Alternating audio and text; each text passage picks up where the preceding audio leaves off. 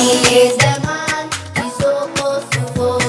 He is the man to break the age. Fellow countrymen and women and friends of Ghana, let me start first by wishing you all a happy, healthy, productive, and a prosperous new year.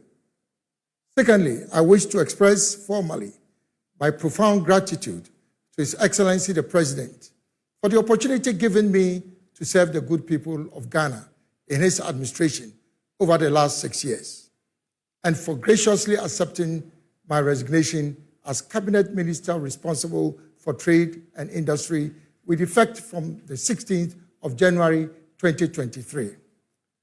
Thirdly, I wish to use this platform to formally announce my decision to contest the flag bearership of the new Patriotic Party when the party officially opens nominations for that purpose. His Excellency the President, Nana Addo Dankwa Akufo-Addo, has been a good friend of mine and will always remain so, based on our shared commitment to the ideals and principles that inspired the founding fathers of our great party, the new Patriotic Party. We have competed in the past, but have always worked together thereafter.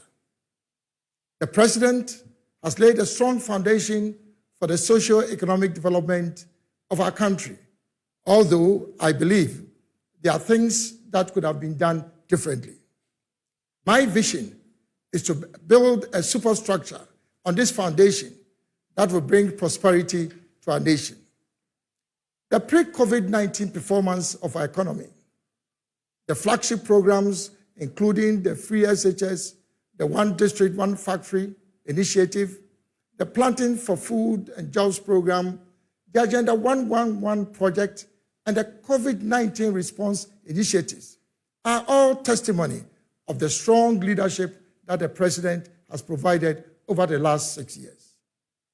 In spite of all the above, however, it is an undeniable fact that the combined effects of the COVID-19 pandemic and the Russia-Ukraine war has stampeded our country into a crisis of unprecedented proportions, with a negative impacts on the economy, on businesses, and on our social lives. I have no doubt that the anticipated International Monetary Fund IMF support package will restore confidence in our economy and bring it back to pre-COVID levels. Fellow countrymen and women, this is the 17th time that we have gone to the IMF over the last 57 years. We promised never to go back, but we've gone back. One of the lessons that we have learned from the recent developments is that Ghana's economy is still fragile, vulnerable, and susceptible to both external and domestic shocks. This primarily is as a result of the fact that our economy is highly dependent on the export of commodities with little or no value addition. Indeed, the 5.1% projected GDP growth for the Ghanaian economy for 2023 is based on the anticipated increase in commodity prices. To avoid going back to the IMF, we need a new plan, a plan that will lead us to a more self-reliant and resilient economy.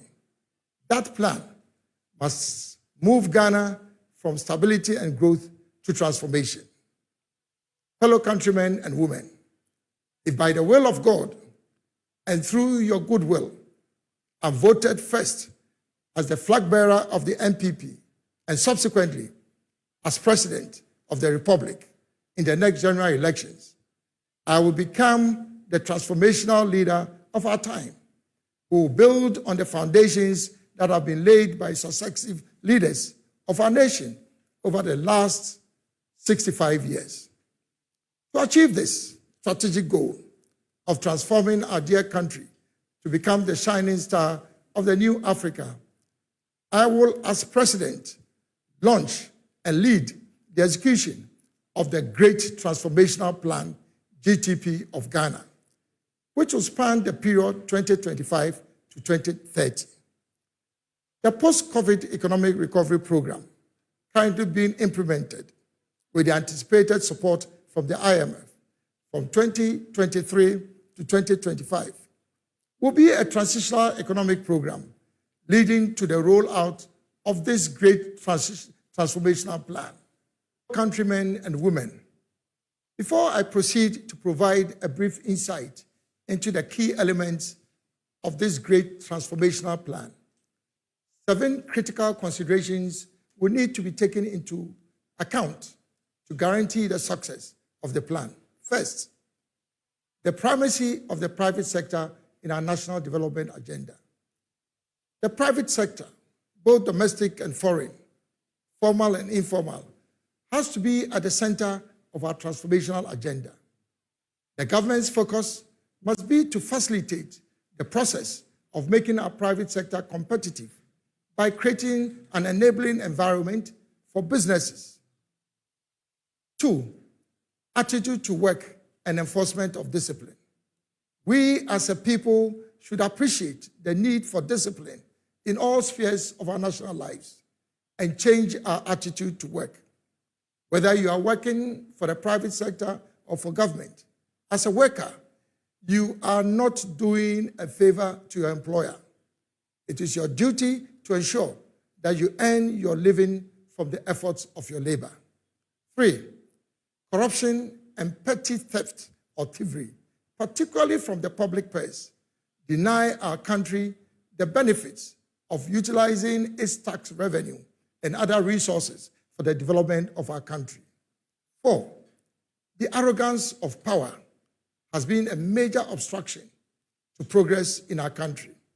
People in positions of authority must understand that leadership is an opportunity to serve the people and not to lord over them. In servant leadership, humility is an asset and not a weakness. 5, passion for excellence. As a country, we must celebrate competence and excellence and not mediocrity. 6, as a people, we must focus more on getting things done than just talking. Ghana is gradually becoming a NATO country. No action, talk only. We need to remember that the use of time is a zero-sum game. What Ghana needs now are solutions and actions, not debates. 7, and last but not the least, our politics in Ghana is too divisive. This keeps out some of our best talents in offering themselves for political appointments. Yes, we pride ourselves as being the bastion of democracy in Africa, but that does not mean that we should allow partisan politics to destroy our collective interests. These 7 critical considerations outlined above will provide what I would describe as the soft power for the effective implementation of our great transformational plan. Fellow countrymen and women, let me now provide a brief synopsis of the great transformational plan. The GTP will be anchored on the following key pillars. 1, a strong macroeconomic environment. The success of the GTP will depend primarily on strong macroeconomic fundamentals, which would include, among other things, a stable currency, low inflation, sustainable debt levels, revenue optimization, and tight expenditure control to guarantee fiscal balance, low competitive interest rates, strong external reserves backed by high levels of liquidity to support the financial sector. To a large extent, the IMF support program, when fully executed, will create the appropriate conditions that will underpin the great transformational plan. 2, a new agricultural revolution, in brief, NAR for Ghana. The NAR will be based on 5 critical elements. 1, optimizing value to farmers by the establishment of farmer-owned large-scale commercial farms and processing facilities, which will bring the full benefits of the agricultural value chain to farmers. 2, introducing technology and innovation into agriculture through research and development in agronomy, mechanization, irrigation, and plantation management. This will build on the foundations laid by the Planting for Food and Jobs and Planting for Export and Rural Development programs. Our farmers cannot be competitive without technology and innovation. 3, the establishment of licensed food distribution and marketing companies by the private sector throughout the country at the district level to be supported by the government. These companies will constitute a vital link between farmers and market queens in the urban and peri-urban areas. It will be complemented by the introduction of a digitized food distribution and marketing online platform, which will connect producers to buyers and consumers. 4, the strengthening of the Ghana Commodity Exchange as the marketplace for all actors in the agricultural value chain. 5, deepening the current regime for lending and financing for the agricultural sector. 6, enhancing the deregulation of the cocoa sector by deepening private sector participation in the buying and marketing, including export of cocoa. 7, mass citizens' participation in agriculture by introducing an Operation Own a Farm program for the Ghanaian citizen in general. 3, industrial transformation. This will build on the successes of government's 10-point industrial transformation program, including the One District, One Factory initiative, the establishment of strategic anchor industries to diversify the economy beyond cocoa and gold. For example, the automobile assembly, garments and textiles, pharmaceuticals, and the petrochemical industry. Enhancing the growth and development of small and medium enterprises. Establishment of industrial parks and special economic zones, and supporting domestic retail trade and distribution. 4, accelerated infrastructure development.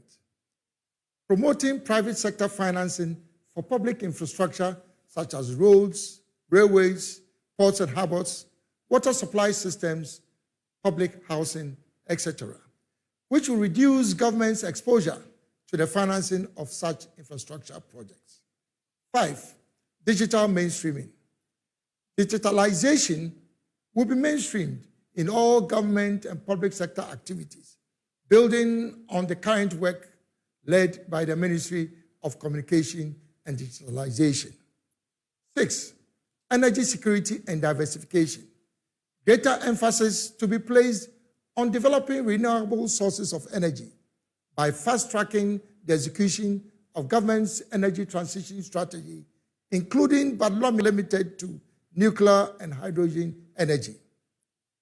7, decarbonization and climate resilience. Scaling up government's current efforts at reducing Ghana's carbon footprints and facilitating access to the carbon trading markets, as well as establishing mechanisms to strengthen the country's preparedness against the negative effects of climate change. 8, national security and defense optimization. Deploying resources to strengthen national security and defense mechanisms and infrastructure to deal substantively with emerging security threats and challenges, particularly in the Sahelian region. 9, downsizing government. The architecture of government will be overhauled by consolidating some existing ministries, departments, and agencies. This will mean running a lean government structure that would ensure operational efficiency and effectiveness in the delivery of government services. 10, strategic engagement with the international community. Ghana's diplomatic and economic relations with the international community under the GTP will be predicated on the principle of positive neutrality based on the strategic interests of Ghana, as well as our shared commitments for the preservation of peace around the world and respect for humanity. I will, in the next several months, provide further details of this great transformational plan in the new Alan Kay Primetime Talk Show to be introduced. I will also seek inputs from the people of Ghana as I go around in the regions and districts on my campaign tours. Fellow countrymen and women, the execution of the GTP will require our collective efforts irrespective of our political orientation, ethnicity, or religion. It will lead to a new dawn of restoration, rebuilding, and reward. The future of our country is bright. I want you, fellow countrymen and women, to make me your next president when the time comes, and you will see a significant difference in your lives. Fellow countrymen and women, I want you to invest in your own future by supporting my campaign. I will therefore be launching a mass Ketewa Biensa campaign and adopt a constituency initiative which will afford Ghanaians from all walks of life the opportunity to be a part of my campaign. For all those who will have the honor and privilege of being delegates to select the flag bearer of our great party, the NPP, please remember Alan Kyerematen is your candidate to win power for you in 2024. Together, we shall break the eight. As we do say in our local Ghanaian dialects, Achia na emui, symbolizing hope. Musa daka dayo, sabodamfani gobe. Let's sacrifice for the future. Ekpedeka metrinaho, a symbol of unity and collective effort. Mofia mobayeni, we shall all enjoy. God bless our homeland Ghana and make our nation great and strong. I thank you for your kind attention.